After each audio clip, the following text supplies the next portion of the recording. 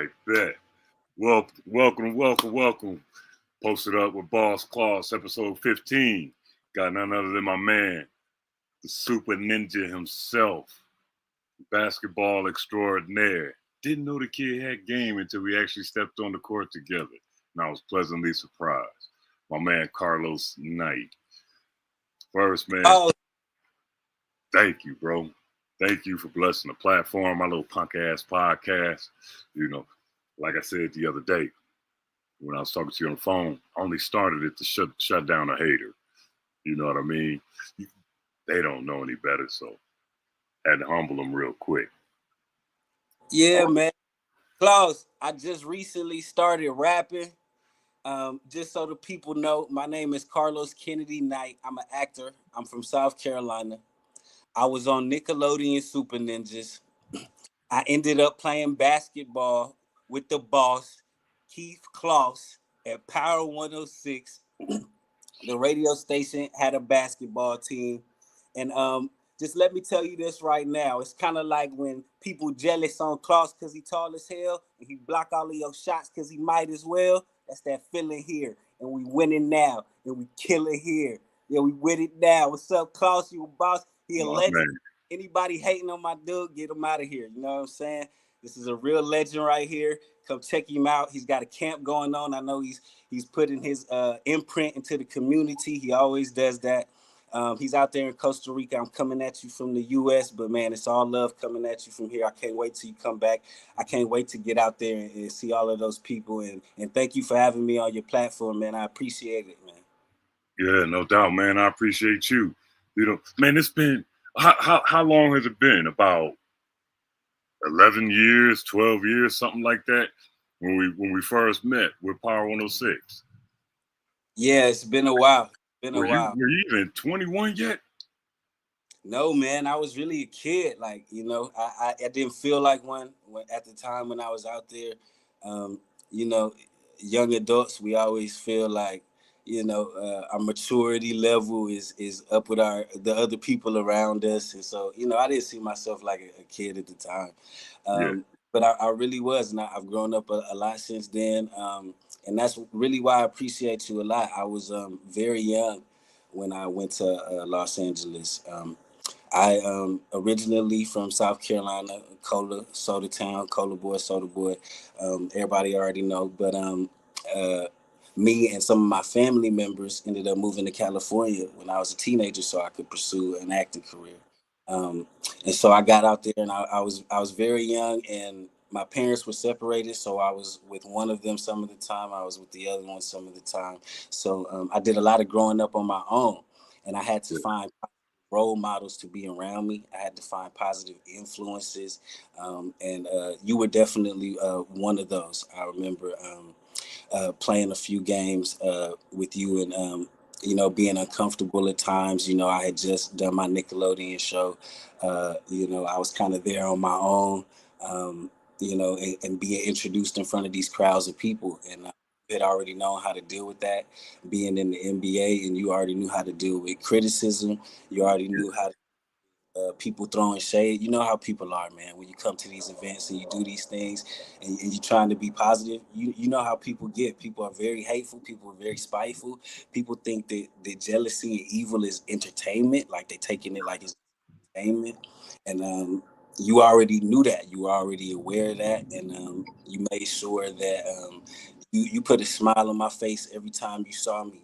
Keith is the type of dude that'll come and crack a joke about you and release all that tension you was worried about. You know what I mean? So I definitely appreciate that. It was like I'm super ninja out there, but Keith will come out and be like, "What y'all?" You know what I'm saying? I was like, "All right, man.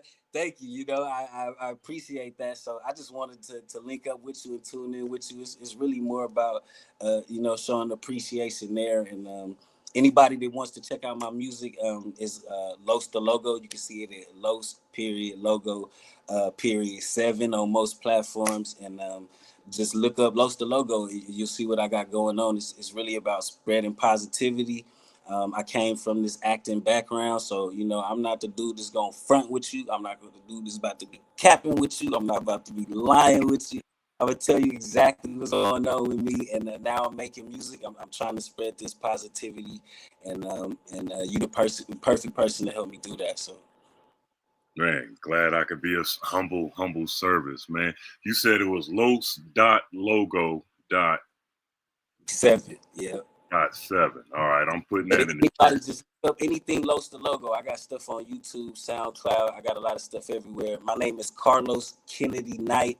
That's what most people knew me as. I did a few shows. I did ER, Lucifer. I did Super Ninjas. I did Camp Fred. I did a few different projects. So people go and check that stuff out. Yeah, so I got more coming, hopefully. That's what's up, man. Shout out to everybody that's pulling up. Share this out to your peeps. You know, and for any of y'all that's, you know, the younger variety, early 30s, late 20s, y'all grew up watching this man on television. But man, tell us, man, you know, what was it like coming out of South Carolina, a kid with the dream, man? Tell us about that path. It's a very interesting story.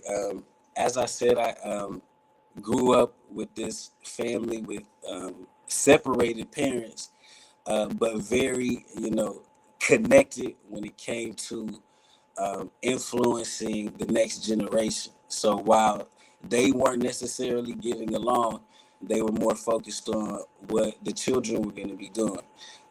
So it wasn't like a miserable upbringing, even though it wasn't the best. It was like I got Christmas presents, but I couldn't go on every field trip. You know, you can't go on every field trip. You can't get every pair of Jordans. We can't afford it. Sometimes you gotta eat a pack of noodles. You know, I'm a ramen noodle baby. You know, these people, they don't know what that is out there in Costa Rica. They don't know what the ramen noodle baby is. I'm really one of them that grew up, with the little salt pack. So, it was like, it wasn't miserable. It wasn't the best, but it was valuable experience. It's like I had help with my homework, and then I had to teach myself how to ride a bike.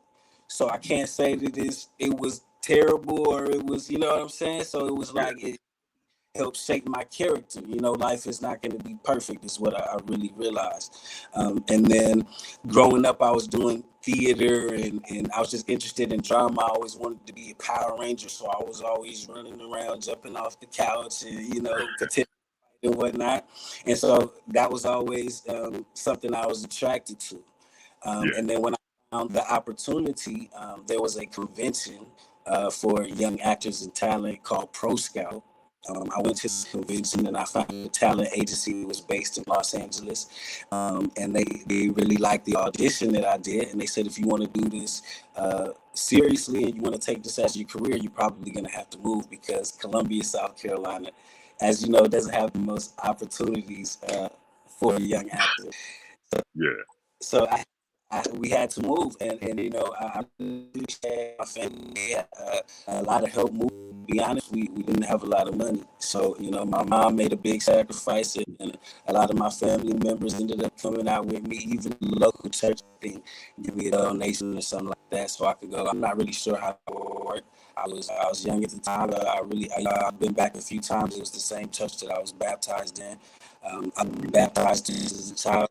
And both of those church communities actually helped me pursue my acting career. That's how it really got started. Adjust one moment. Adjust your audio because it's you're in the matrix a little bit. Oh. You sound real robotic.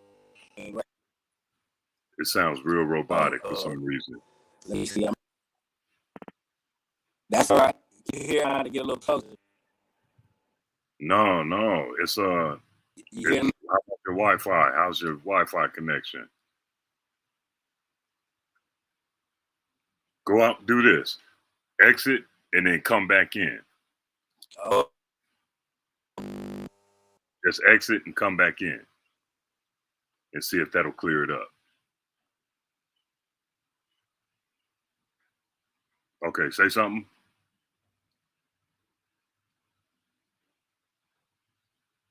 Say something. Let me hear you.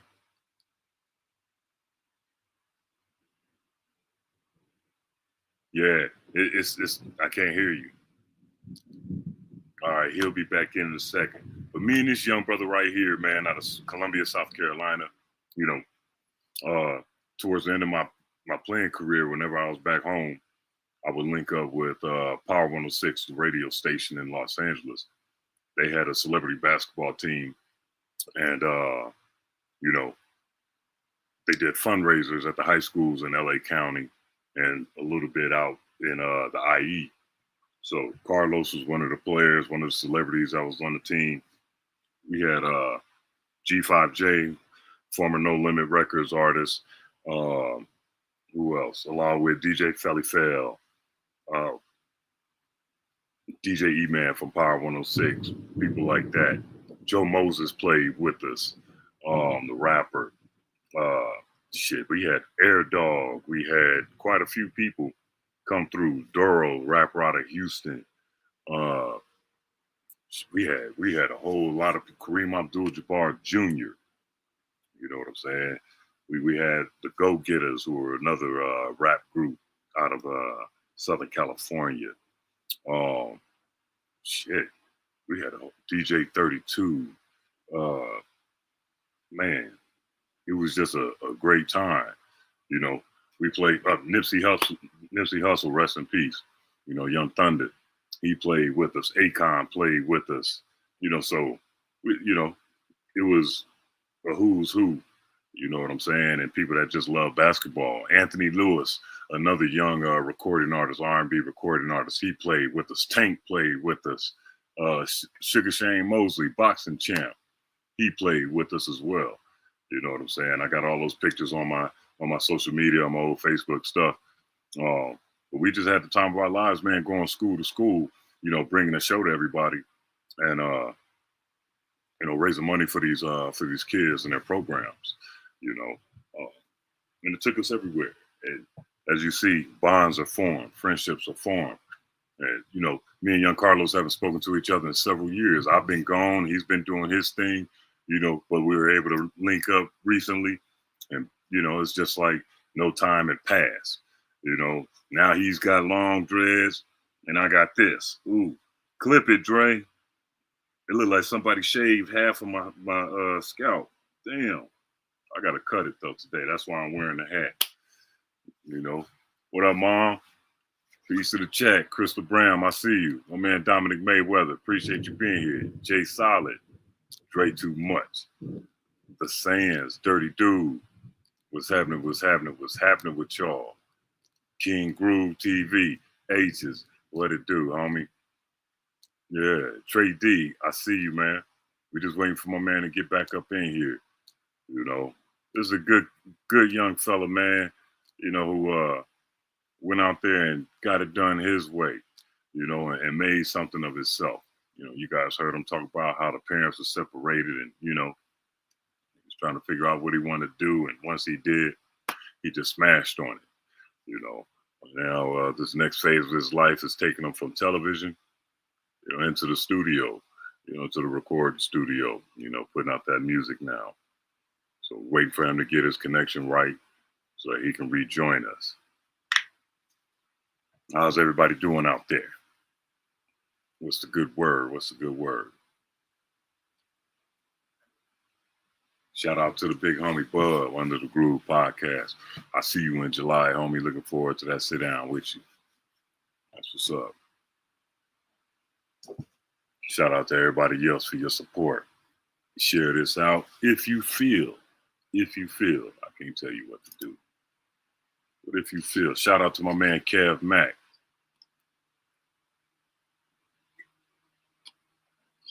Shout out to my man Cartoon. Shout out to Pumpkin, Goo.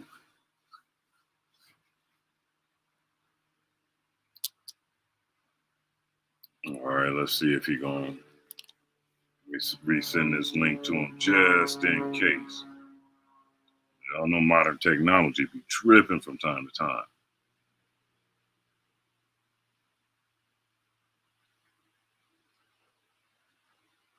Anyway, it's an exciting summer coming up. You know what I'm saying? In a couple weeks, we getting ready to take off to Switzerland for I'm looking forward to it. The World Championship, and then after that, heading straight to LA. I'm taking some kids from Costa Rica here in Costa Rica to the Junior Clippers basketball camp. I lined up a game for them at Venice Beach, with the VBL, the kids VBL, and also a little morning clinic with the Drew League. And after that, we're going to stay there the rest of the day, check out some Drew League basketball. I got the kids access to all the NBA players for the pictures and autographs and whatnot. Just trying to make sure these kids had a time of their life. Hold on, let me see.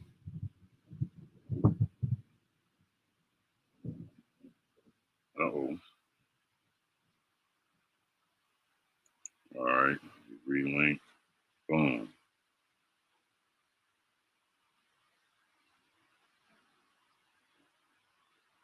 Try again. There we go. I just resent my man a link. No visitors. I'm not cooking. Mom, you a hater. Let's share that good cooking with everybody. Damn. You got Carla talking about your cooking. Crystal, don't encourage that. Don't encourage that. Oh yeah, Dominic. Absolutely. Shout out to Big Bro, man. OG Rockhead, man. Joe Rockhead. That's my guy. I can't wait to see him when I get back. Catch up with all my peoples, man.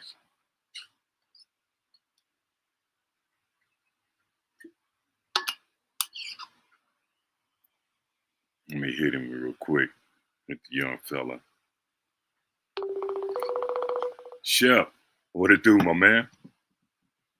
Bro having technical difficulty. Yeah. I just resent the link, bro. So go ahead and hit it. Let's try it again. Okay, let's do it again. Let's do it one more time. Yep. Yeah, D-Shep. Got my man, young fella, Carlos Knight, actor, rapper. He was on the Nickelodeon show, Super Ninjas, back in the day. Now he doing his thing. He's still doing his thing, I should say.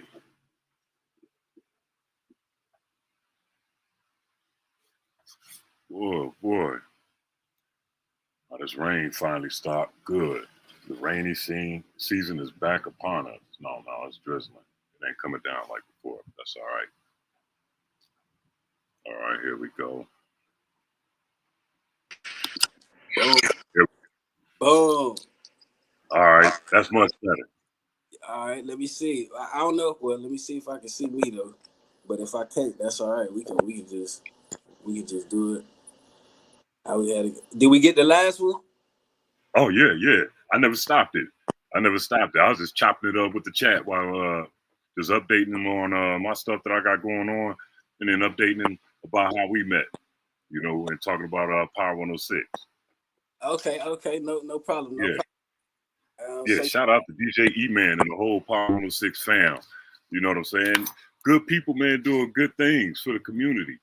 And that's what it's all about.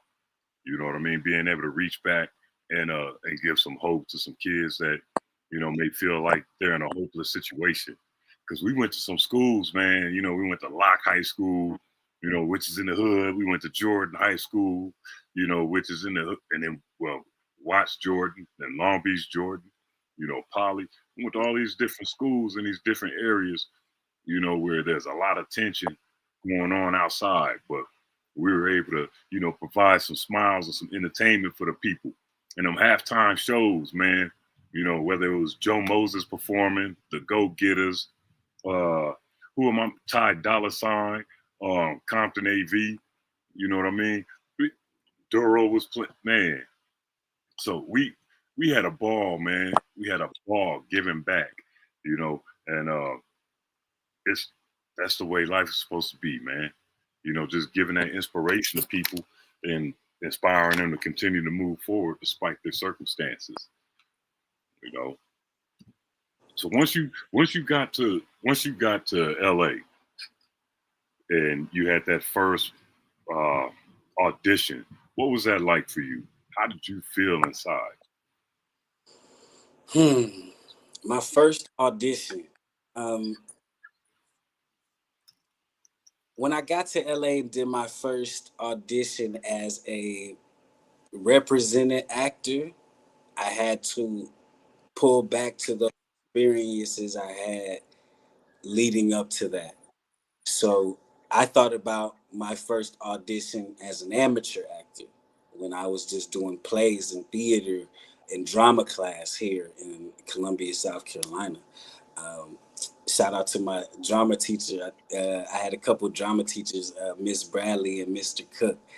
And so I got prepared mentally for being in front of other people and delivering dialogue at a young age. And then when I got out to California to do that professionally, I pulled from those experiences. And I realized that it was an entirely different level. I'm not even gonna lie. I go out there and you're pretty confident in yourself when you start these things, especially as a person. Um, I was very confident. And then once you start to see how the process actually works for professionals, you realize that you're not as good as you think you are. And so I, kind of stumbled through some of these first auditions. I'm very good at remembering lines, so that wasn't the problem for me. But getting comfortable delivering this stuff and making character choices in front of people that you don't know, and especially in front of adults when you're a young person, I had to adjust to that. And it took me a while. And then I had to start taking acting classes. I had to start training. I had to start taking audition classes. There are different classes. There are classes just for you to take for theater and drama and acting. And then there are classes for you to take just for you to audition, because auditioning is a separate process in itself. So you have to know how to walk into the room. You have to know how to stand. You have to know how to deliver. You have to know how to hold your lines. Look down at your dialogue every once in a while if you forget, because you got the lines the same day. You got to learn how to introduce yourself. They're going to ask you where you from. Why do you want to be an actor? Why do you think we should put you on the show? They're going to ask you this stuff. And so I wasn't ready for that the first time that I went. And then after I, got a little more experience, I got better at that, and then the job started to come. So that's how that went. I started off a little nervous, but anybody that's trying to jump into the acting game and trying to get started, be yourself. Bring yourself to every character that you can, and every choice that you make it 100%, because there's somebody else doing the same exact thing that you're doing in front of these people. And they need to remember you, and they need to see why it needs to be you and nobody else. When you go in that room, it's not about how much money you got. It's not about where you came from. They're not looking at you like, oh, you got this much experience. You got this much experience. I've been in the room waiting to go into auditions, and there are celebrities there, people that I know have been on other shows. You know what I mean? So people show up and they think, oh, Carlos Knight from Super Ninjas is coming to audition. Well, you know what? The casting director, he's seen 10 Carlos Knights from Super Ninjas. You know what I mean? So right. About that, when you get in the room, you got to perform and you got to bring the best you that you can, because before I was Carlos Knight from Nickelodeon Super, whatever, I was just Carlos Knight trying to, and I had to stand out and I had to give them my best, whether I was nervous, whether what background I came from. I just got off the city bus to do this audition. Somebody else pulled up in a Lamborghini. I got off the bus. But you know what? You're going to get the best me that you can. Give these people the best you that you can. And even when you playing basketball, do the same thing. You teaching a lot of young people in sports. Some people like, oh man, he's ranked number 15 in the world. He's 15 in the nation. He's going to D1 school. Oh, he's played for this. He's played for that. Well, you know what? Game starts and the time starts ticking and the ball goes up. Nobody cares about none of the rest of that. You got to play basketball now. You know what I mean? I took that same attitude that I had acting and playing basketball with you. I'm taking that and now I'm bringing that into music and everything that I do. I'm going to even bring that into just spreading positivity if I can. Nobody can do this like me, Klaus. Nobody can do this like me. That's right. That's right, man. And thank you for going in depth like that. As as my girl Crystal said, that's really informative. Most people don't go into detail. You learn something new every day, you know. And I ain't even have to ask you that. You just, flow right into it. You know what I'm saying? So naturally, and that's beautiful. Man, D Chef says salute, much respect to Carlos Knight. Columbia, South Carolina. I got a little brother out there. Oh yeah. Yeah, it looked just like my dad. Spitting image. I'm the light skinned version of my dad. And the spitting image of that dude. Only he's 6 feet. He just 6 feet tall. I got the full. My mom caught the full load. His mom got the pull out, and then went back in thinking that he was done, and he let a couple get up in there. So he only 6 feet tall. Yeah, he's the little one. That's crazy. Yeah. Second oldest and the shortest out of all my brothers. Because my brothers are 6'8", 6'7", 6'6", and then he's only 6 feet tall. Okay. And so they're here in America. You're from Connecticut, is it? Born in Hartford, Connecticut. Yeah, moved to LA when I was 5 years old. Okay. So playing for the Clippers, playing at home for you. You was comfortable. Yeah. And the trip part, bro, I grew up a Lakers fan. And so after I played in the Summer Pro League because I went undrafted and I'm playing for the Lakers. And so it's me, Kobe, Derek Fisher, a couple other folks. And after a game, we killed somebody. And I had a hell of a game. And we walking off the court, me and Kobe walking off the court, and Bill Fitch, rest in peace, former LA Clippers coach, won a championship with the Celtics as a coach with Larry Bird, and Elgin Baylor, one of the top 50 all time, greatest NBA players, Lakers legend. He was the general manager of the Clippers. Me and Cole walking off the court, we going to see our families, and they stopped me. And the coach says, "Young man, at the end of the summer, if you're not, if you don't have a contract, you're gonna be wearing an LA Clippers uniform." And so, I said, "Oh, thanks, coach. I really appreciate that." And then me and Kobe turned around and walked off, and I elbowed him. I'm like, "Yeah, right, fool. This the Lakers," because I just knew I was gonna sign with the Lakers because I was killing. Long story short, Lakers already had their roster set, and they couldn't even sign one of their draft picks. You know what I'm saying? So I ended up a Clipper and ended up a Laker hater. My mind went to, well, if you can't join them, beat them. But we couldn't beat them. So, it's a hell of a journey. What'd you hit? Because now the audio is tripping again. Say something.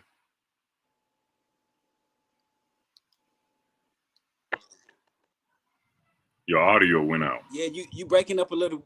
And shout out to Coach, man. That's pretty cool. It's went out. I'm a exit. I'll try it one more time. Okay, cool.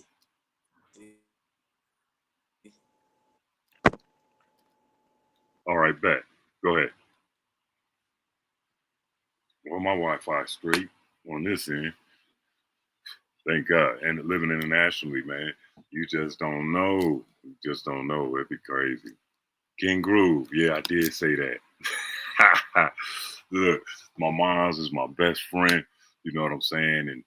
And she had me at 16, so we grew up together. And we got a special relationship. She put her foot up my ass when necessary, but it was all out of love. You know what I'm saying? And she, she had a hell of a job and got us right.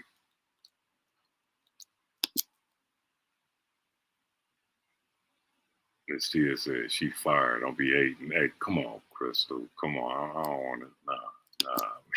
We ain't gonna do that. I was working with Doc Rivers. I didn't get a chance to play for Doc, bro. I was already overseas by the time he got there. My coaches were Bill Fitch, Chris Ford, another former Celtic, and Jim Todd.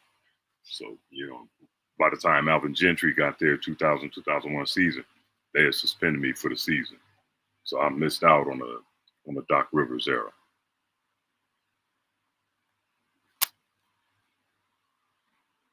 Let me see if he messaged me.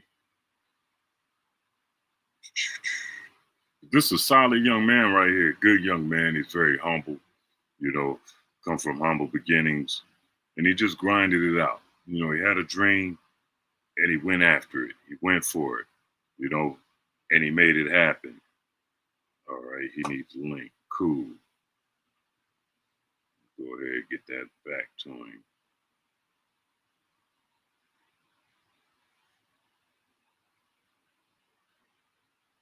But solid young man. Always, had a good head on his shoulders,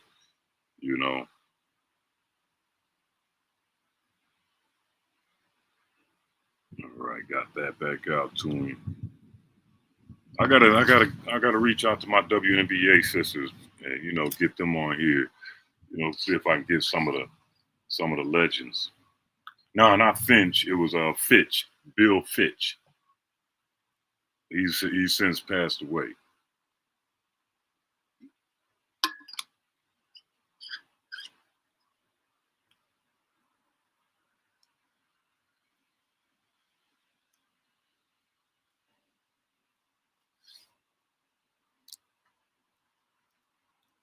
Yeah, Bill Fitch. That was a crazy old man. Tried to fight me during a game on my birthday in Philly. Man, it was a trip. You see these two thumbs? Take your best shot, you young punk. When I have both your eyeballs on the tip of my thumbs looking at yourself. Man, I'll knock your old ass out. My teammates saw what was happening while they were playing. They called the timeout. They rushed over and they just sitting there looking at me and the coach go back and forth. I said, all right, coach, you want to kill the big fella. We get that. But we getting our ass kicked right now. They killing us right now, man. What we got to do? Then the coach decided he going to throw me out there, sub me into the game. I'm hot, emotions all over the place. And like I said, it was my birthday, my 22nd birthday. So as soon as I check in, they announce it. And the whole arena starts singing happy birthday. But I'm so pissed off, I don't even want to hear that shit, right? And so Scott Williams, my man Scott Williams, won a couple chips with the Bulls. He comes up to me. He was with the Sixers at the time. He said, hey, Big Keith, it's really your birthday? I said, yeah, man. He said, well, shit, since it's your birthday today, man, I ain't going to block none of your shots. And I looked at him. I'm like, Scott, I'll kill you out here, But he said, yeah, I ain't going to block none of your shots. Long story short, I went 0 for 6 because I'm so pissed off. My mind is just spinning, And Theo Ratliff, I finally thought I was going to tear down the rim. And my man Theo Ratliff, another great shot blocker, went up and just caught my shit. Met me right at the rim. You know what I'm saying? And I said, man, nah, I'm missing my hooks. I'm missing my little fadeaways, all that. But, that's just the nature of the game, man. I realize now, years later, what the coach was doing. He was actually trying to, light a fire in my ass and then have me take it out on the competition. I saw it as a personal attack. He was testing my mental toughness, and I failed. And I failed miserably. So, was he the one that threw the chair at you? Nah, Mom, that was wait, hold on. You and Doc Rivers would have been a great sight to see. And his son, he was also a good player. That would have been awesome. You and his son, Doc Rivers coaching and Blake Griffin helping you with boards. Yeah, they wanted me to be like DeAndre Jordan, but I wasn't trying to have it. Because DeAndre, they just looked at my shot blocking attribute, and that's what they wanted me to focus on. But I'm like, nah, I got all this other stuff that I'm so good at doing. Why are you limiting me? But it was all about what the team needed. It wasn't about me. I just didn't see it like that at the time. I took it as an insult to my skills. Was he the one that threw the chair at you? No, that was Coach JT, Jim Todd in Charlotte. Yeah, Coach threw a chair at me in the locker room. I ain't even flinch. It hit the locker right next to my head and fell. And I stood up and I said, man, if you lost your fucking mind, cuz. And I walked up on them and they just grabbed me. You know, with me and Coach Todd, we've since spoken about it, laughed about it. You know, I pissed him off. He pissed me off. But it's great how as men you can come back later and, you know, and hash things out, get a better understanding of one another. Yeah, Crystal threw a chair. These coaches, they crazy. Some of these coaches are crazy. And I be trying to, you know, I try to prepare all the players that I work with, you know, for the different mindsets and the mind games that these coaches play on them because they have no idea until it happens. Glad you stayed, Mr. Boss. Keith Claus didn't turn into full Latrell Sprewell mode. Hey, Groove, almost, man, but they grabbed me. They saved him, and they saved me. I sure would have still been in jail. Well, talk to me nice. I see you, Big Talk. Big co-host, ho. I see you. Appreciate you stopping by. I got former Nickelodeon Super Ninja Carlos Knight as my guest today. But again, I got to reach out to my WNBA sisters and see if I can get them. You know, Demaya Walker. Well, now she's Demaya Wheatfall, married. But Shamika Holmes-Claw, you know, Dawn Staley. I'm going to reach out to my girls and see what's up. You know, Tina Thompson, see what's up with them. You know, get them up on here. Because I need to represent for the ladies. Get the ladies they just do, you know, and some. That's what they worked for. That's what they earn. You feel me? If y'all see any trolls, my mods, if the trolls come in, let them do their thing. We ain't blocking them. If Eugene from Seguin come in trying to talk his smack, let him go. Let him go. Because anything I put up gonna be worth more than anything he ever did. So, what it do? H is. Yes, sir. Do low, bro. Do low. I see you. Hey, Zoe, you gotta send me the name for homeboy, man, for that picture, bro, so I can get that to him.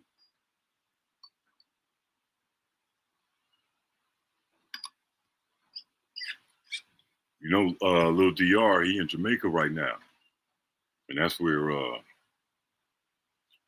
Lil Midnight, 11 Dudes Midnight at. So I'm trying to get them connected out there.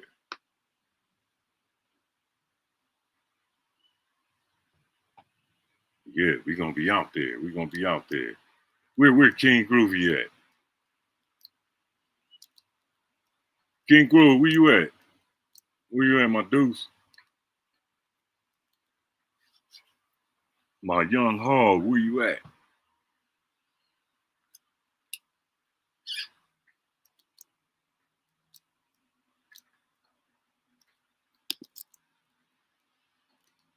Wait, hold on. What Talk say, please? I would love to see it on this basketball mom here. That's what's up, Talk. That's what's up. Always supporting the women's game. Got to.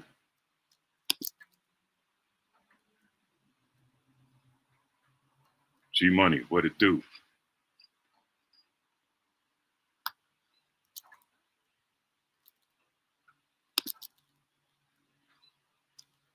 There we go.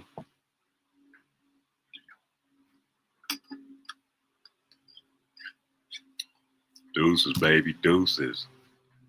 Wild deuces.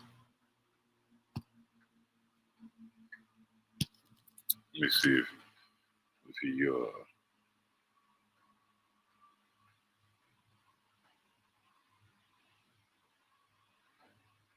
just in case he messaged me and they have a hard time with it. All right, he got it.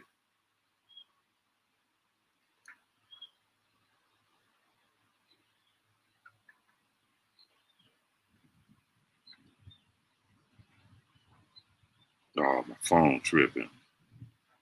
Phone be screen be freezing and shit.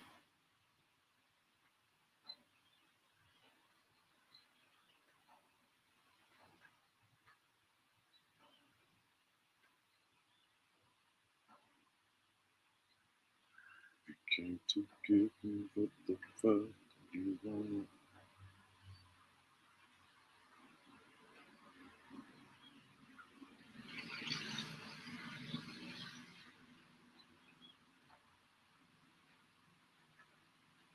Oh yeah, my phone's super tripping right now.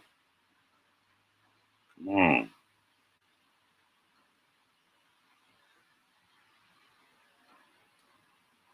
All right, here we go.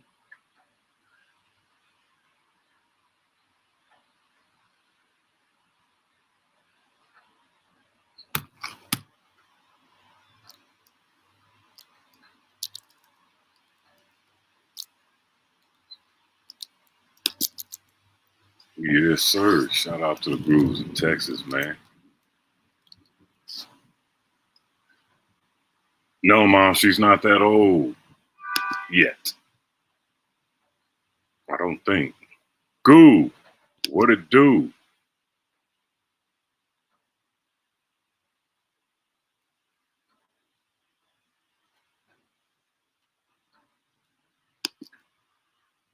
Ethan. All right, let me write that down real quick. Oh, don't have a pen here. That's all right. I'll be able to go back and get it. I ain't even tripping. Oh,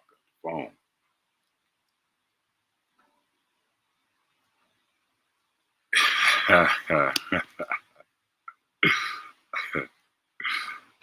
phone. Hey.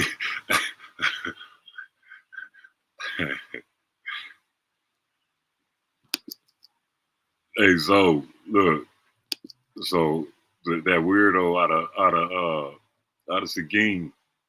Yup, that's Mom's right there. That's Mom's. Miss Tia. Yup. Homeboy was on a panel the other day, bro. He said, why the Hoovers ain't never came online and talked about you sliding on anything. Nigga, that's called snitching. Don't get on the internet and talk. But see, he don't know. He don't know because he ain't really from the culture.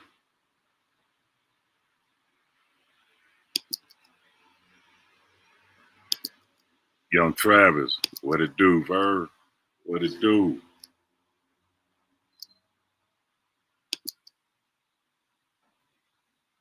Hey, Mom, me and Kevin gonna show up for some more of them gumbo greens when we get back. When I get back in July. Matter of fact, I ought to bring all the kids.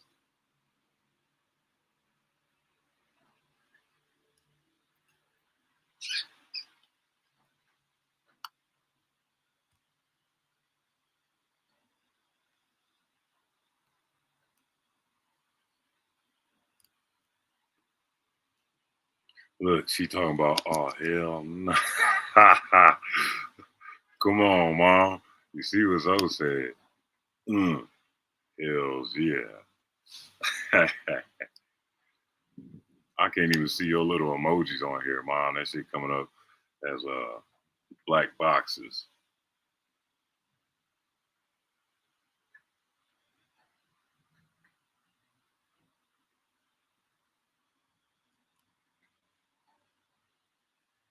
Bonnie B, what it do? Look at this, Chris. Back to Miss Tia and that big dinner she cooking. Hey, she fucked it up last time we were there. What was that, March? Here's a trip thing about my mom. So I went undrafted in '97, right? I'm playing in the Summer Pro League in Long Beach with the Lakers. So my mom, it's like, damn, what was it, like 350 players, something like that, Mom, that was there, So Mom's decided she gonna cook for everybody, and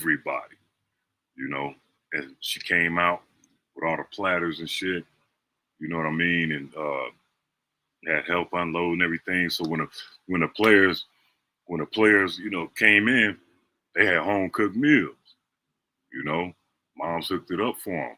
I talked to Mom. Do you remember AC Earl? He played at Iowa and with the Boston Celtics back in the day. He went ahead and I was talking to him the other day, matter of fact, and he brought it up. He said, man, when I knew you was going to be all right, bro? He said at the Summer Pro League, when your moms cooked all that damn food for everybody. He said, nobody's ever done that before, man. So that meant the world for us, especially dudes who were away from home for the first time, and getting something that came from the heart to fill their belly. So people still talking about it to this day. Mom, 28 years later, you had that great of an impact on these dudes from different states, different communities, different countries, So thank you for that. Thank you for that.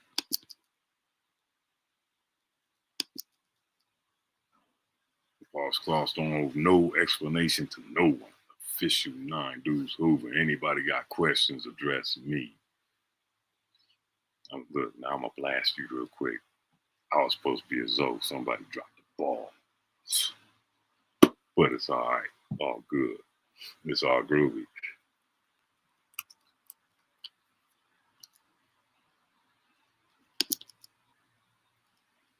Yeah, so I'm linking up with Bub when I get back, man. Me and Bub already chopped it up. They're going to be mad about that. You're dirty. You're dirty. Those are the memories, man. And for dudes to still be talking about that damn near 30 years later,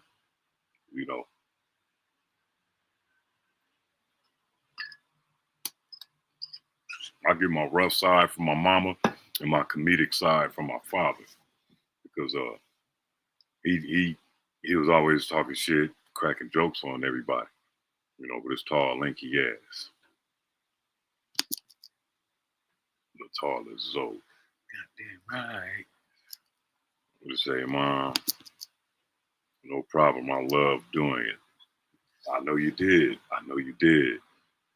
What's up with Los? He taking a minute. Well, shit, you know what? Since Los is having some technical problems, man, if one of y'all want to come on up here, man, feel free. Feel free to. Hold on. Let me go ahead and drop this link.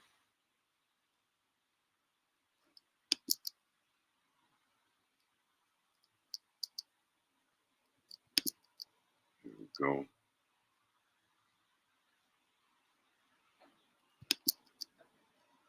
Love Big Bub and what he's doing under the groove. Yeah, man. Hey, look, big homie, when he brought Miz on, Big Miz from 9-0, original 9-0 Hoover, that's when I knew it was gonna be a game changer right then and there. You know what I'm saying? You should have came and helped out my H-Town Rockets. Probably would have been a much better fit for your playing style and your rebounding abilities. Yeah, man. Yeah, I wish, to have a chance, especially to play and learn under the tutelage of the great Akeem Olajuwon, because that dude, he was a monster. Let me see.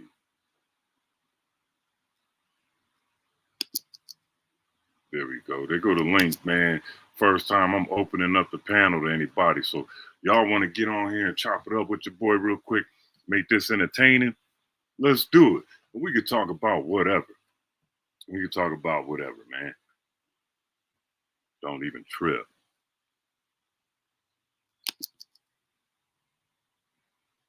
Little Craybone. Hey, that was monumental, bro, because nobody, the history between the two, I ain't even gonna say somewhat, but volatile, very volatile at times. Where family ties were broken, were severed. They opened the door for that to allow some healing, within the communities, to respect the communities, and get the real knowledge, the real history out there, especially for them youngsters who don't have no idea anything. Shout out to Big Bub, shout out to TS, Tony Stacy, Johnny motherfucking James. What it do? I'll drop the link, so anybody want to come on up here until Carlos get back, and oh shit.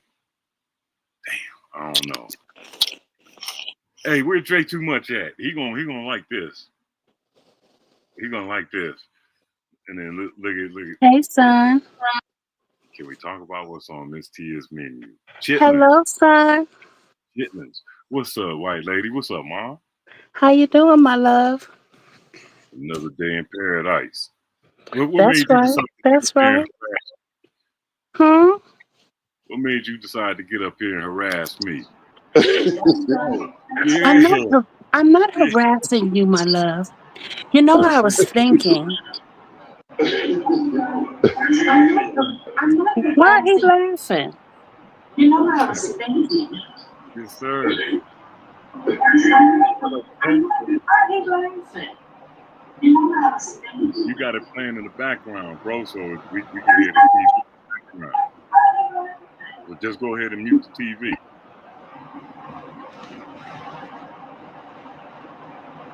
Way too much loving this right now. Got moms. Moms, get off YouTube. That's right. Get off YouTube, Mom. Hey, Mom. Hey. So you know what I was thinking, son? I was thinking that you and I should do a show one day just to talk about life and how you were raised and our ups and downs, where we come from, how we got to where we are, the things that we went through as a family.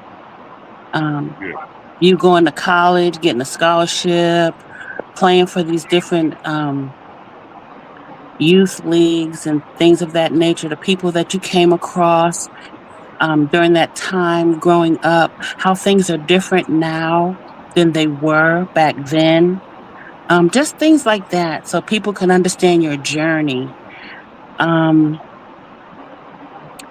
you know, you Yeah. always like to throw out that I had you at 16 and we grew up together, but it was much, much, much, much more than that. You talk about how I worked and you got your work ethic from me, but it's life was so much more than that. Just that, our life together was not a bunch of one sentences. It was a lot going on. We had a lot going on in our lives. Yeah. So there were a lot of roadblocks that we were able to overcome. There were a lot of people in our lives that we were able to push to the side and keep going on. There were people that told you that you would never be shit. And look at them today. But we're not going to talk about and shit on them. But I want it to be positive. I don't just want it to be negative. But I want people to understand that you can have your dreams. People have dreams and you can fulfill them. And some people take the high road to get to their dreams. Some people take the low road to get to their dreams. I mean, everybody's journey is different. So, you can't look at one person and say, damn, I can't do that. John Doe did this, but I can never see myself being able to accomplish X, Y, and Z that John Doe was able to accomplish. So I was just thinking maybe we could just do a show, you and I, one day, talk about, what we went through, you know, um, how I got to where I am when I started with you at 16 years old. You know what I mean? Yeah. I had you as a junior in high school. So um, people If can I'm do not it. Women mistaken, can do it. you graduated early. Correct. I had all my credits by Christmas break, and I didn't go back to school until I walked across the stage. So, everybody's journey is different, and that's something that people need to understand. Women who have their children, their daughters who have children young, it's not always negative. It's just what is within you as an individual, what you learn through your family, what you learn through your community. I always told my children, you don't have to do what everybody else is doing. You don't have to go through the same things that everybody else is doing. You learn from what you see everybody else doing. Make your own mistakes, but you don't have to make the same mistakes that Johnny next door made. Right. You have to learn to live your own life. And you have to learn to step out on your faith. That part. And if there's some things going on in your home that are negative, you don't have to repeat that cycle. It's okay to break those cycles. Absolutely. It's okay to do that.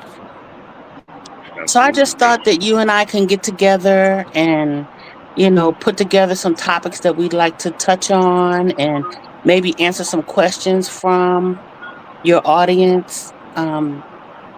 So think about that. Before I don't know, when are you going to Australia? Switzerland. No, in 2 weeks. Okay.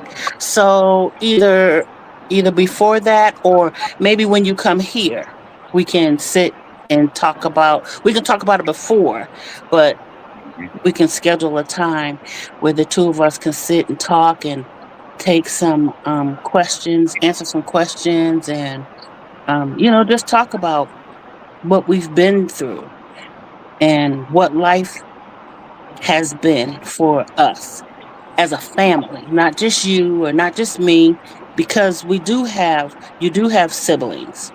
We could talk about your brothers and sisters from your dad's side.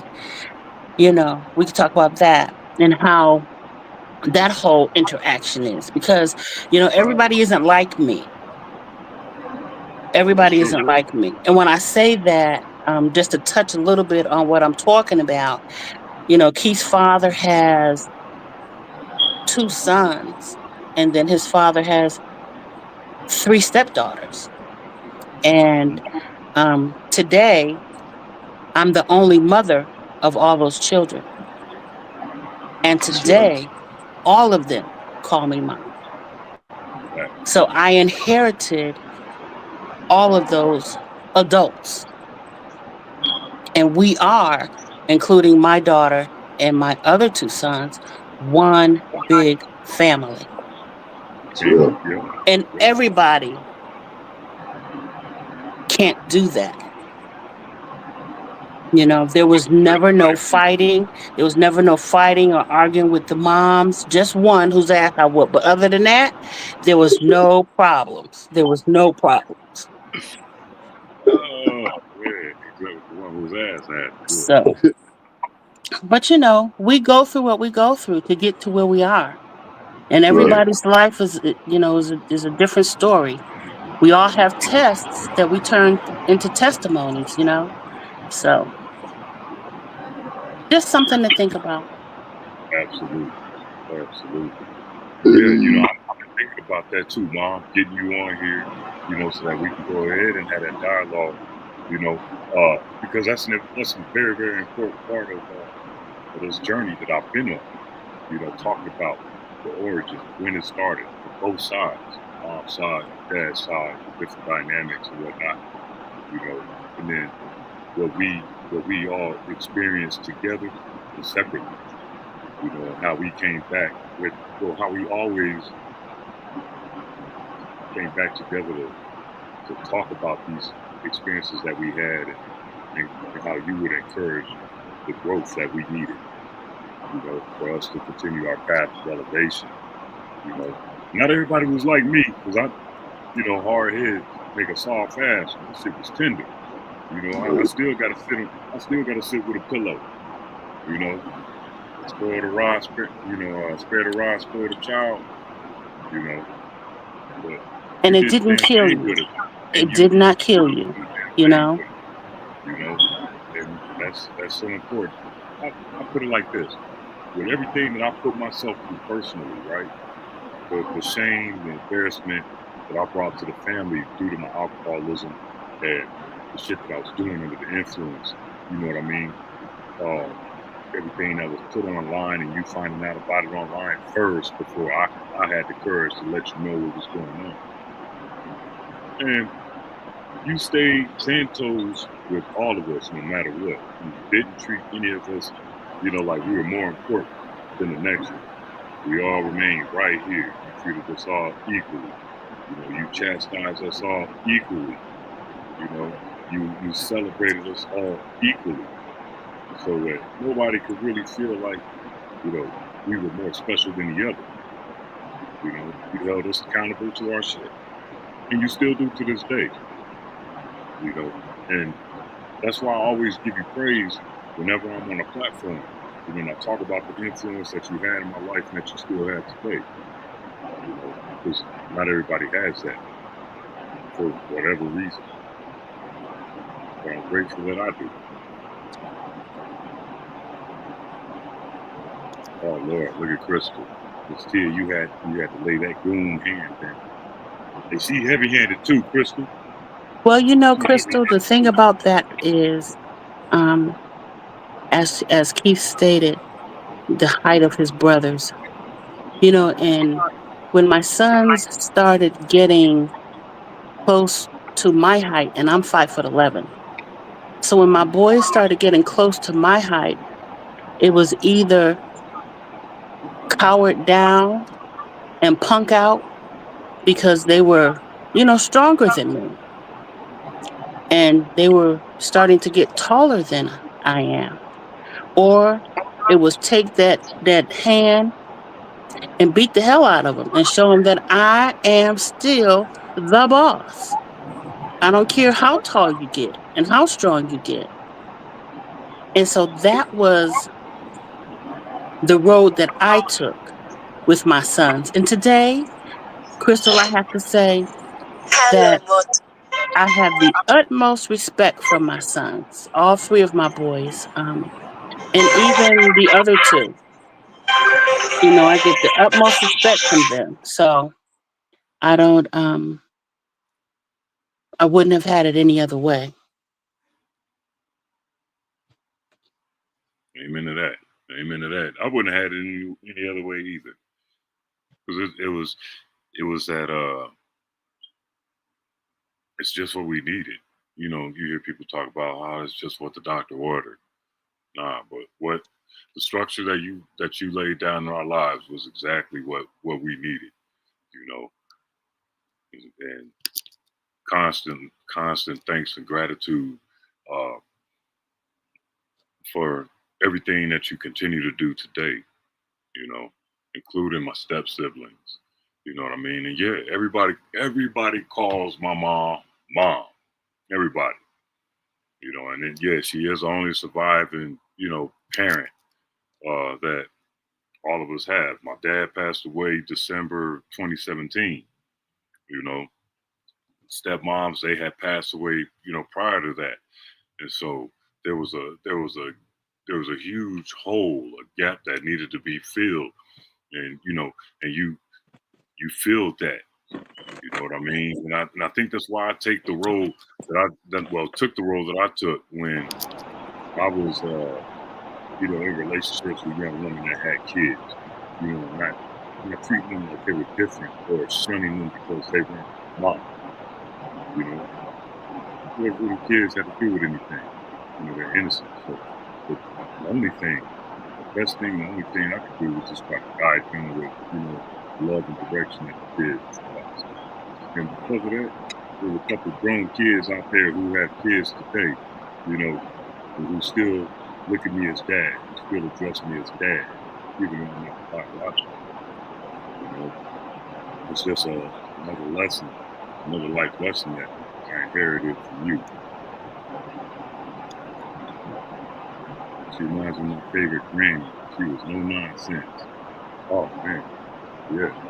No nonsense at all. Like, she would be sitting there laughing with you one moment, but as soon as you cross that line, boy, you better duck the cover. But she's coming and she's coming hard. But it was always with love. And it set us back on the right path that we were supposed to be on. So, hey, she did the damn thing for us. So it's always gratitude. So yeah, Mom, we do need to have that sit down, and I'll be in your guest room. I'll be in your guest room, and then you could be in your bedroom. I'll be in the living room doing it. You could be in your bedroom. You know what I'm saying? We kind I told you no visitors, son. Look, I talk to them. compete. I know some people that know how to get into places. Don't start, no, won't be nothing. Too late. All it takes is one text message. But yeah, think about that, and we can do that. It might, just might help save a life. Yeah, that's what it's about. That's exactly what it's about. Crystal, Crystal, you better start. Hey, don't start with that, Crystal. Don't start with that. But yeah, absolutely, yes, ma'am. Yes, ma'am. I think that'd be awesome. Only other person I saw doing that recently was Chris Johnson, Marcus Johnson's son. Mm-hmm. From UCLA. Yeah, they interviewed their pops one day. I think that was a couple months back. But yeah, that would be an awesome thing to do. I'm looking forward to it. We're definitely gonna make that happen. All right, that sounds good. I'll drop down now because I know how you don't want me. Oh no! You don't have to drop down. Watch this. Ha! Got her. I always wanted to kick my mom off a panel.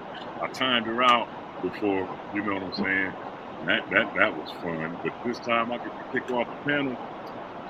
That time said, oh, what ultimate troll? Who trolls their mom on YouTube? So, Dulo, where you at, big bro?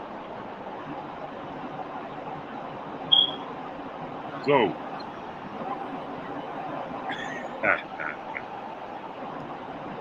yeah, dirty. Yeah.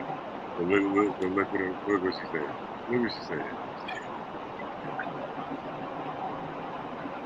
Man, oh man. I wish my kids could like a relationship, similar relationship with their parents, men and siblings they can share with healthy, and it just keeps the blood flowing, it keeps the love. That's my best friend, that's my confidant, that's my role model. That's my spiritual advisor, that's my life advisor. Definitely grateful to have my mom in life, for the role that she's held on to, and instilling these principles into myself, siblings, and others. Because it's not just me that she's affected. She's affected many, many others. Anybody else want to hit the link? Come on up. Come on up if you want to hit, if you want to. Chop it up about whatever. Great. I'll pin the link.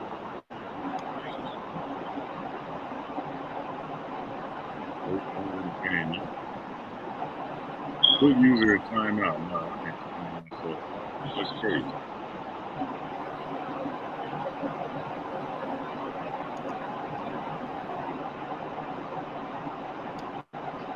Anybody else want to get up here? Like I was for 23 years, still on the stage. So I don't think. I don't dirty. Come on, man.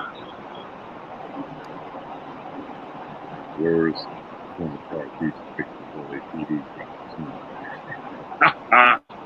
Can't we all just get along?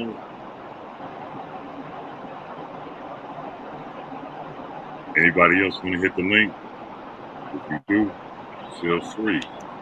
We'll drop it again. Anybody want to hit the link?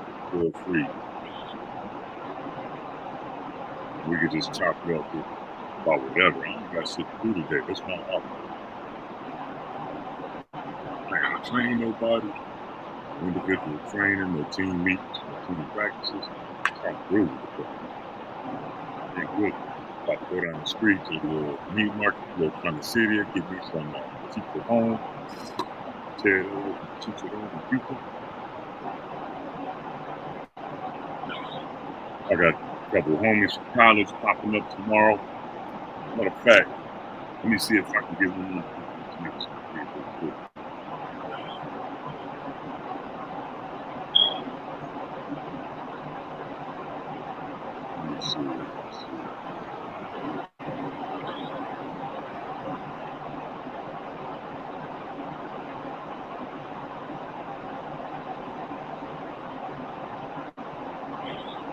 Y'all ain't trying to post up with your boy? What's up?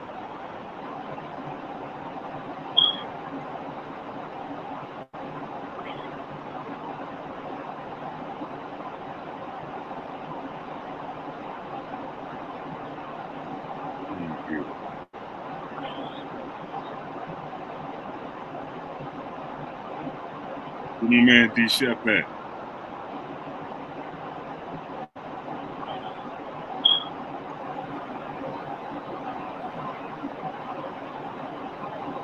Ain't nobody gonna pull up and post up. Shit. I can go ahead and end it right now. It ain't no thing. Ain't no thing.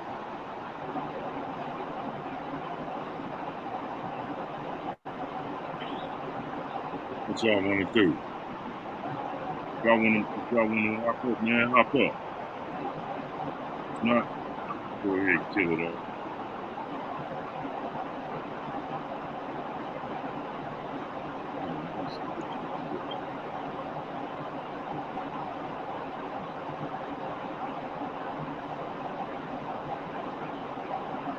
There we go.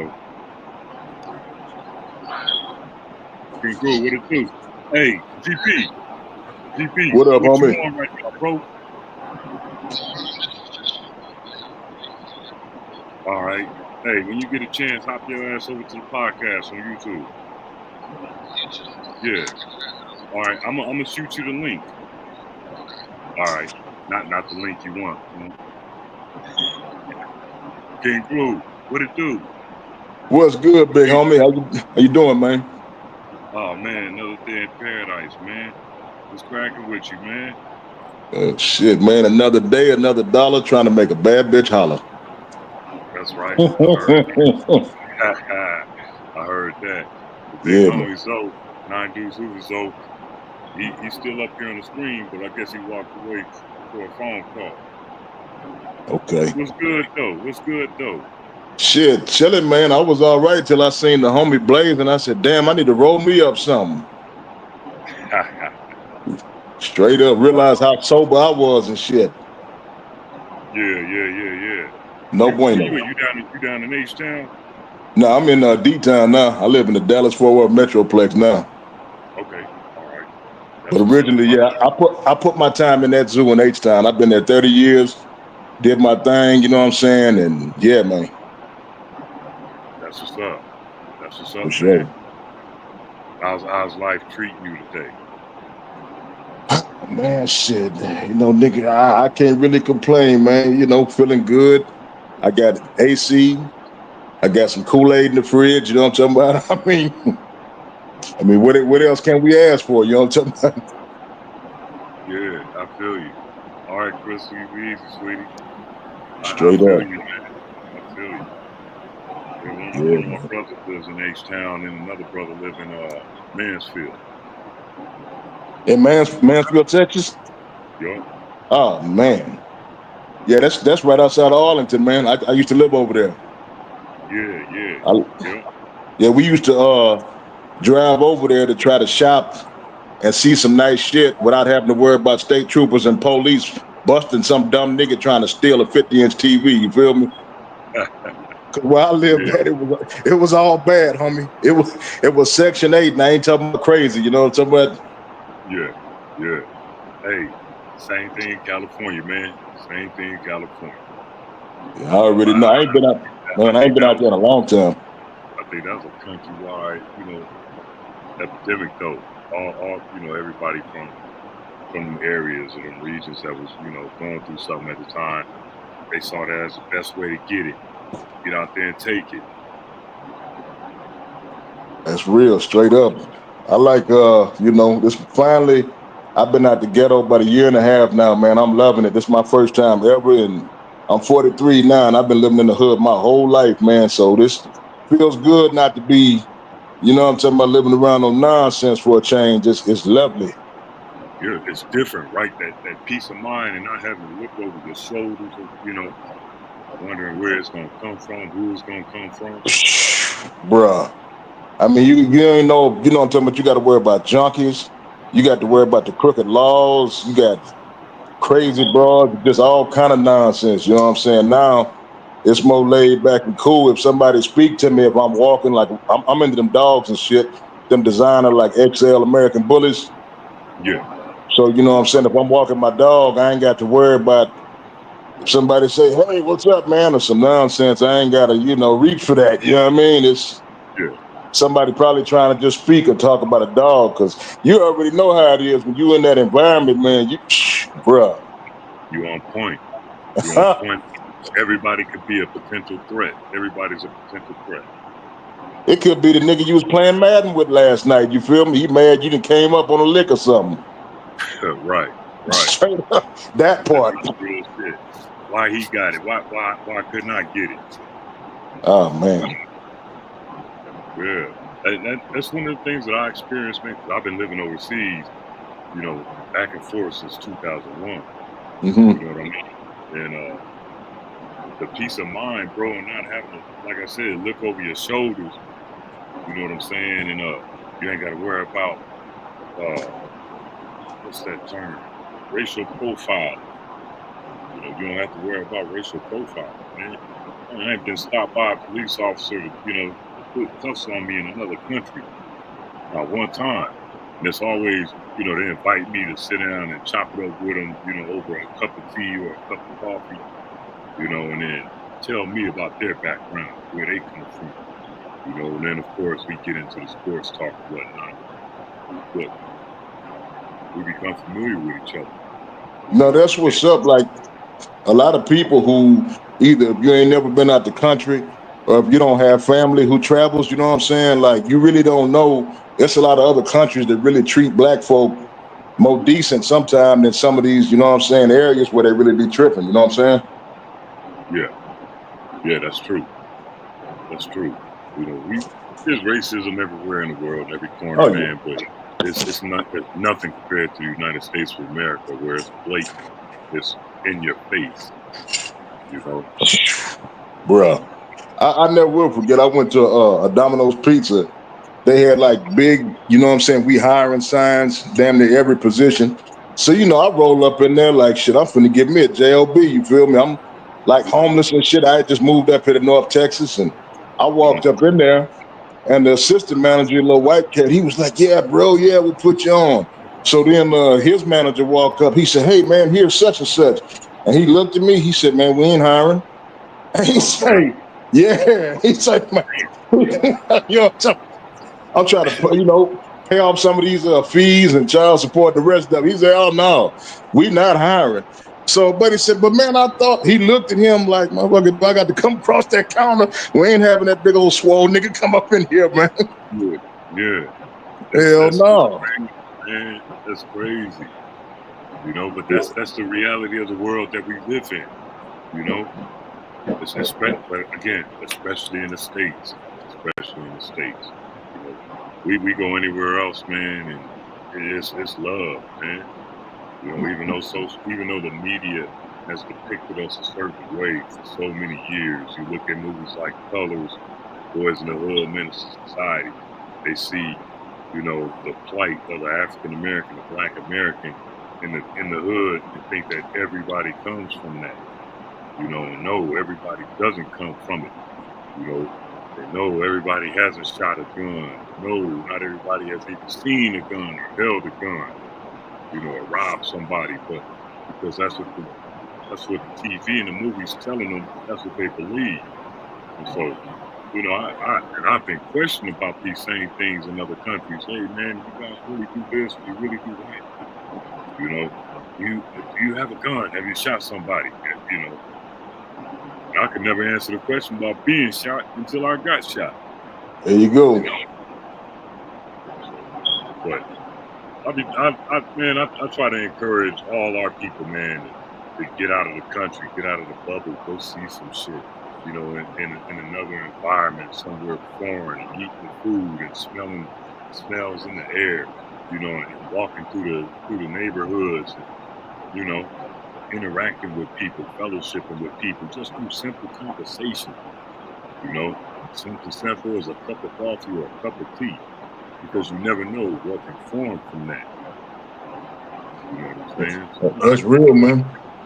I can go to other countries and, you know, and call before my flight land, let them know, hey, I'm getting in on such and such a date at such and such a time. And they're going to send a car to get me. And, you know, and I'm going to stay at the crib with them and the family. You know, they ain't going to let me get a hotel room. You know, come stay with us. Come stay with us. Oh, mom's cooking or the wife is cooking, grandma's cooking. You know, come stay with us. Don't worry about that. You know, they roll out the carpet for you. You know, but we don't know that unless we actually get out there to experience it. I got a big homie that's in Jamaica right now. This dude, he a traveling food. He all over the place, and I love to see it. You know, I love to see it because he's encouraging others to do the same thing. You know, just like several other homies who are out there traveling and, you know, seeing the world. You know, I was a dude from the hood end up in a foreign land holding a sloth or holding a monkey. What's in sloth? When I seen him posting the pictures, I'm like, man, let's see, this is shit I'm talking about. This is shit that everybody needs to see, because if they knew his story, you know, his trials and tribulations, and how he overcame and how he grew and elevated his thinking, you know, and elevated his life, getting out there, man, it's inspirational. It's inspirational, and it's a game changer for many, or at least for those who are willing to look at it, you know, for what it is. It was some cats I used to hoop with back at the YMCA back in the day, and you know, they went to like the next school district over, and you know what I mean, lived in a better area than I did, and I ain't gonna lie to you, bro, that shit really matters. You feel me? Yeah. That shit matters. That matters like a mofo. I mean, cause both of them dudes, we hadn't seen them for a while. We used to hoop like in the mornings. I used to hoop with the dudes who worked at Compact. You know, all the brothers that worked up there and shit. So we hoop over there at the Y, and we seen them in the summer. They both came back. They done grew a few inches, and one of them was playing for Turkey, and the other one was playing for Spain. And that's like, damn, to have two brothers both playing pro ball international. Like, I know they daddy and mama, and they must be proud. You know what I'm talking about? Hell. Yeah, proud as hell. It's a grind. It's a grind to get there, and then it's a grind to stay. So there's always somebody else that's waiting to take your spot. So you gotta stay on point with your shit at all times. So what years, I'm just curious, what years was you actually playing with the Clippers? 1997 to 2000. Okay. My rookie year was Jordan's sixth championship with the Bulls, Last Dance. So you played against Clyde Drexler and against Kevin Willis and all. Okay. Kevin Willis was all. Yeah, Kevin Willis. Yeah. Big strong dude, man.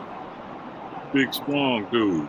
Kev elbowed me in the jaw just by mistake. He got the rebound and just pivoted around, bro.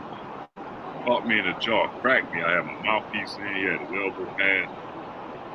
And rung my bell. I saw that flash of light, and he caught me by my jersey. And he just held me up. He said, "You are a young fella, my bad." Yeah. And he just held me there until my mind cleared up. You know, good dude though, strong. Oak Cliff, Texas, what it do? Strong dude. But yeah, you know, Hakeem Olajuwon, Drexler, Kevin Willis, Kenny Smith, Mario Elie, Mad Max. Mad Max, yeah. I heard some stories about Mad Max. Yeah. I'm trying to catch up with him too. You know. And what was that white boy? Scotty Brooks, that real good point guard. Yeah, little Scotty Brooks. He was my teammate for a year. No shit. Yeah, little Scotty came over to us. He was my teammate for a year. Crafty. Yeah, Crafty. He was cold, man. Yeah, absolutely, he was. And you know, people talk about, oh, he wasn't that good of a player. Shit, you gotta be a good player to get to the league. You know, and especially if you're a shorter player. You know, short players are a dime a dozen. You find them anywhere. But the stick, you gotta be special. And you gotta separate yourself from everybody else. Okay. You know? Yeah, you would have been in my opinion, you you would have been a much better fit under Rudy Jonovich. He really ain't tripping on, you know what I'm saying, hood brothers. He wasn't tripping. He just, as long as you played and show up, he wasn't no Popovich or nothing like that. You feel me? He wasn't doing no tripping. Right. He loved his players. He get it. He know, like, we come from where we come from. You feel me? Long as you show up to practice, you don't embarrass the franchise, you gravy. That's right. Johnny James. So was Vernon Maxwell talking shit like he was making it seem now on all these podcasts? Yes. Mad Max he was fully invested with the bullshit. He was. Hell of a cool dude. You know, he laugh with you, joke with you, but you cross the line. You know, he right there with a fist, you know, or he right there with an open hand, smack to the face. He didn't care. You know, for him, it was about competition and respect as a man. You know, so once you disrespect him as a man, if he felt that way, then, you know, he's standing on business and he you know, nose to nose with you, fist to nose, you know. Mad Max is the truth. Everything he's saying, how he's saying it on these podcasts, that's him. That's the real him. That's the real kid.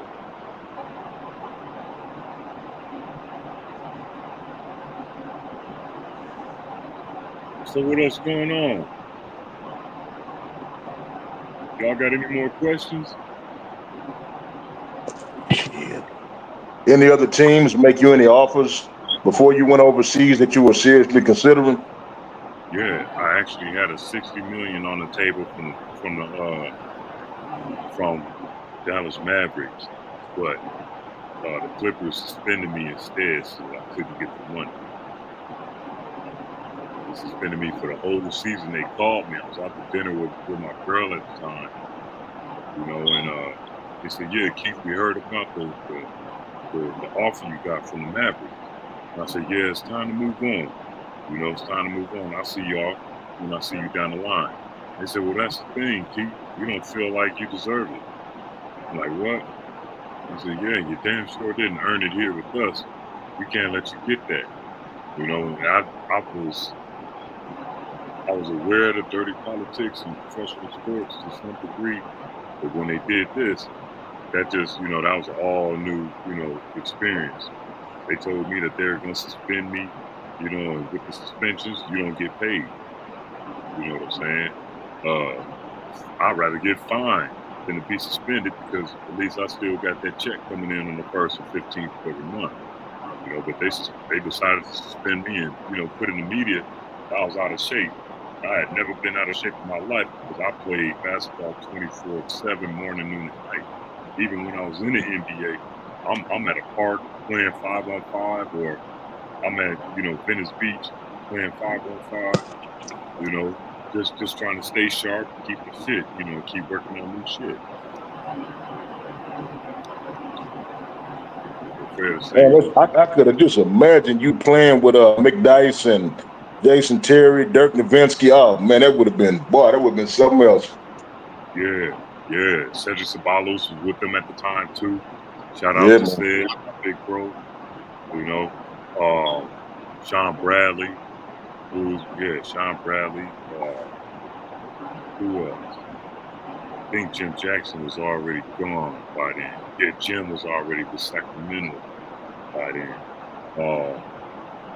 Damn, who else was on that Dallas team? They had some dudes though. They had some dudes that could go when they were just balls. So every team, you know, from the number 1 player to the 15th player, you know, all those dudes could play. I mean, you got to think about it, like from the 90s to the early, I guess, mid 2000s, all them Texas teams won at least 1 or 2 championships. Yeah. So I'm wondering what would have happened if you'd have, you know, like played for the Mavs or something when San Antonio was winning, or that last year Houston when we became Clutch City and won that last one. I mean, what would have been like? You feel me? With you down there under the boards, that might have been a different scenario. You know what I'm talking about? I don't know. Right. It could have been. It could have been, man. And, you know, I think I would have blended in well with those guys down there. You know, and Coach Nelson, who was a fucking coaching genius. You know, we would have figured it out. We would have came, brought it all together. But it definitely would have been different. I think the biggest challenges at that time would have out of the West would have been Sacramento and the Lakers because they were always so tough. Yeah, definitely. Yeah. Phoenix was bad too back then. They had a good squad. The Trailblazers. Oh man, yeah. That West was tough back then, man. Lonzie Wells, Rasheed Wallace, Jermaine O'Neal, Steve Smith, Scottie Pippen. Mighty Mouse, David Stoudemire. What year did the Supersonics break up? What year was that? That was early 2000. Okay. When they went to Oklahoma City. Because Gary Payton and them was, man, them boys there was a problem, man. Yeah, they were, man. Yeah, they were. So, Sean Kemp. 2000, 2001, I think, is when GP left Seattle. Okay. Went to the Lakers. He went to the Lakers, him. And then Rasheed was gone. I think Rasheed went to Dallas, not Detroit. Who else? Ruben Patterson was there for a minute. Then he came over to the Lakers. Damn. They had a squad. They had a squad. Those dudes were animals. Arvydas Sabonis, the big man. 7'3", and almost like 280 pounds, 300 pounds, but the dude was skilled. And the NBA didn't see him, until he was already old and washed up. But he was still effective. That was, I think, probably that was some of the best basketball. Probably, I mean, I ain't gonna lie, bro. I don't think these cats today are physical enough or strong enough to hang with, y'all brothers from back then, man. Them boys, that was like that motherfucking playground ball, that penitentiary ball right there. Yeah, it was. It was. It definitely was. I got low bridge during the game by Scotty. I went up when they were with Portland. I drove past Sabonis and took off from outside the paint. Scotty rotated over from the corner and just flipped it. And it was just a regular call that they made a regular foul, 2 free throws, and we keep going. Damn. Johnny, you motherfucking right. Everyone's friends. That's what makes it unwatchable. We were friends back then, but we wanted to kick each other's asses. Right. That way, it for us, it was like playing in a video game because you're competing against your boy for bragging rights that day. So every team that we played against, it was like, yeah, that's my dude right there. But we're doing this work today. Everybody, they are too friendly. Huggy. Say that for after the game. While we in between these lines, we smashing on each other. Iron sharpens iron. Straight up, man. Being competitive is a bad thing, man. Nobody wants to compete. They want it given to them. They want it the easy way. And that lies on the fault of a lot of coaches by the coaches not putting their foot down and being afraid of the power that these players have been given today. Players got a lot of power, and everybody's scared of getting lost in the sauce. Yeah, it was about bragging rights, putting your nuts on the line back then. Yeah, it was. And then look at what this NIL has done to college sports. Kids are no longer loyal to the institution, to the university. They're loyal to that check. Who's gonna give me who's gonna give me the biggest bag? And that's why you got dudes who are 27 years old still playing college ball. Your time is coming gone, bro. It's time to step to the side and let these other kids, these up and coming kids who deserve to be there, be there. You're taking away opportunities from people. What? Because maybe I got a chance. Nah, you 27 years old, 26. Take your ass overseas and then work your way back in. If not, take your ass overseas and build your empire, build your legacy overseas. Man. Yeah, I still like to watch a lot of those old highlights. I call that the heyday of basketball, you feel me? When it was just, I mean, when Jordan was out there, and then even before he got there and after, man, that whole little, probably from 85 to I say about 05, 06, man, them brothers was supernatural out there, man. Yeah. But they said there was no athleticism back in the day, and that players weren't as skilled back in the day, you know, and that's bullshit. 'Cause there's a lot Yeah, of I think rules, damn mind. a lot of things, but because they were made to play in the system, you know, they had to adopt their game to what the team needed. That's why when you see clips of guys, you know, at the gym or at an open run playing against somebody, it's so easy to them. They're killing them with minimal effort, you know, because they've done it at the highest level. Yeah. Plus, overseas kids I'm- who take it to the NBA, they're more skilled. See, overseas players, they're trained to be versatile. So overseas, you're gonna learn how to dribble, you're gonna learn how to shoot. You know, they're automatically gonna work on your toughness. You know, the penitentiary style. You know what I'm saying? So it doesn't matter if your guards can't get the ball up the court. They got a big man, a 7-footer, who can easily, you know, lighten that load and help them break that pressure, you know, and get the ball across and initiate the offense. You know, so everybody acts like it's such a big thing with what Jokic is doing now in the NBA. And it's been done for a long time. It's got to the point now where it's weak.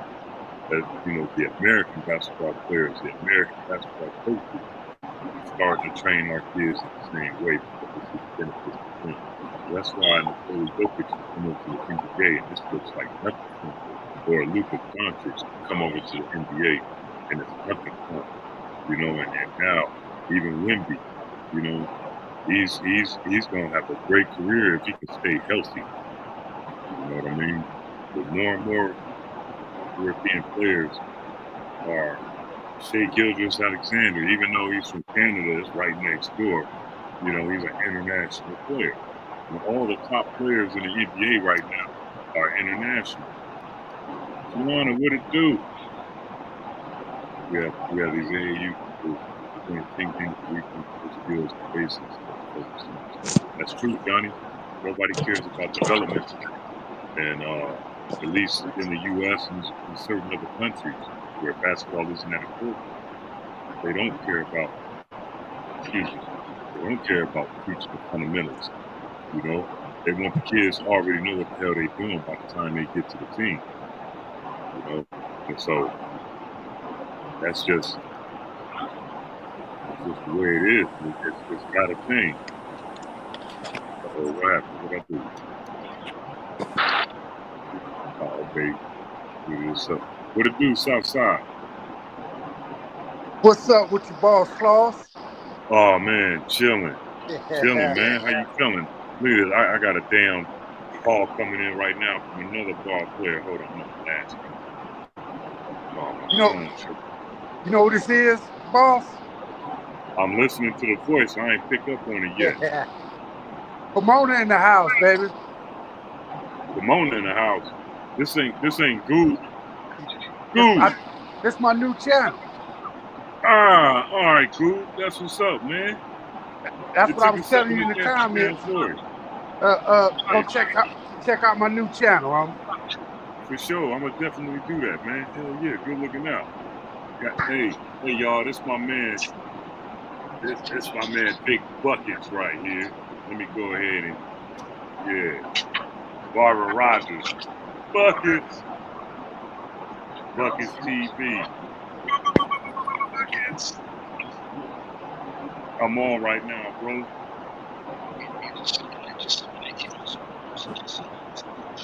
All right, for sure. All right. Yeah, good looking out, man. Cause I'm gonna definitely link up with you on that. Hell yeah. Hey, subscribe. Hey, another thing I want to say is my little brother is working with Kenny Smith. Okay. That's what's up. in North Carolina on the basketball squad. Okay, cool. He's coaching for him. All right. Can you hear me, or is it off? No, I hear you. Oh, okay. Yeah, I can hear you perfectly. He said the link is, my new link is just type in Southside Accountability in YouTube and you'll see my channel. Okay. I'm out there doing what people fail to realize. You know, when we grew up in the hood, Crash or whoever could just jump out, frisk us and do all that, right? Right.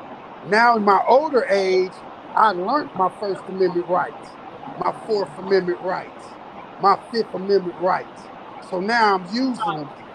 I got a new hobby and I'm using my channel for this new hobby. Righteous. That's stuff, man. You know what I'm saying? Yeah. So, hell yeah. Outside of that, how you been? Man, I've been great, man. Just been, grinding it out here, making it happen. I was saying earlier, I'm playing in an international tournament, World Championship in Switzerland in a couple weeks. And after that, flying straight to LA from Switzerland because I'm bringing a group of youth basketball players from Costa Rica to participate in the Junior Clippers camp. It's a 10-day trip for us in LA. But 5 days, Monday through Friday, they'll be at the Junior Clippers camp. One Sunday, we're going to be playing a game down at Venice Beach. Another Saturday, the last Saturday that we're there before we come back to Costa Rica, I got them a mini clinic with the Drew League, and then we're going to stay there and watch Drew League games all day. And I got them access to all the NBA players, all the pro players that are going to be in attendance, so that they can get their pictures, autographs, Overall, other than that, building the academy. I'm finally at a point with the academy where I can formulate teams. I already put in the uniform orders. Met with the Minister of Sports here to see about how we can help improve the sport here and elevate the level of the coaching as well. Oh, okay. That's right. I'm trying to develop these coaches just as well as these players. Yeah, my little, you don't know yourself. My little brother got he got like 4 shoe stores, 3 of them out here, one in California called Soul Play 909. Okay. So he been coaching with, going out to North Carolina every year and coaching with Kenny Smith. So Kenny Smith now gave him like the coaching status over their traveling team. Oh, that's beautiful, man. Yeah. That's beautiful. That's what's up. Hell yeah. How the missus doing, man? How the family doing? Oh, they doing all right. Yeah. What's up with the family? What's up with my guys from the South? Huh? What's up with my guys from the South Side, man? What's up with my guys from the village? Oh, man. Most of us up in age doing that family thing. You know what I'm saying? Yeah. Man, I got one of the G homies on the panel with us, but he stepped away, I guess, for a phone call. Oh, okay, yeah, up at the top. Yeah. When your boy is talking about, yeah, nigga, you ain't this and you ain't that. Well, that's the nigga that put me on. That's the nigga that laid my foundation. Right. Yeah. I want to stop through and say what's up to you. Much appreciated, bro. And you always welcome. For sure, I appreciate it. You always welcome, man. Real recognized real. That's right. Hey, to go over there and subscribe to that Southside Accountability, man, and check me out. Absolutely. I'm gonna drop another one by the end of the week. I haven't done but like 5 videos, but I'm getting up there. You know what I'm saying? Yeah. I'ma hold our public servants accountable. For sure. That's right. Yes, sir. That's right. Hey, you stay up, Keith Claus. You too, man. You too. Give my love to the fans. All right, I'll do that. All right. Sure. Salute to the chat. Yeah. Appreciate it, man.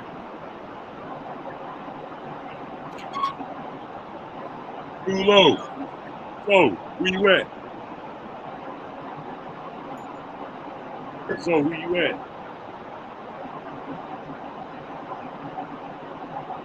You still here, bro?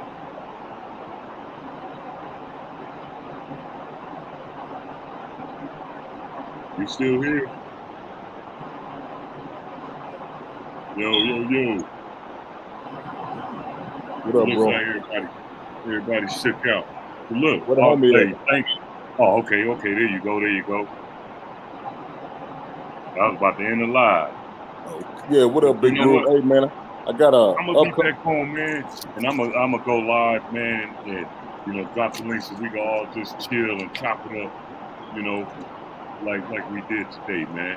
Okay. That's what the people, that's what the good people need. You know what I'm saying? For sure. I got a upcoming little interview on a small channel that was coming up. I was planning to give your ass a little shout out on there. You know what I'm saying?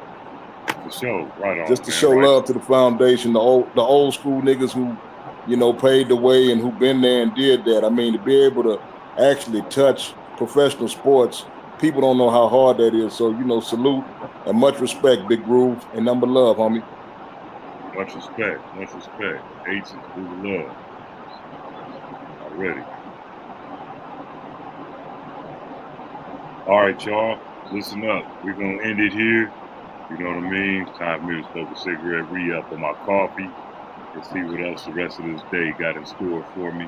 Now that this rain has stopped, probably go for a walk, pick some fruit, and enjoy the rest of the day. Thank everybody for stopping by. Much love and respect to all of y'all. Continued blessings in your day-to-day journey.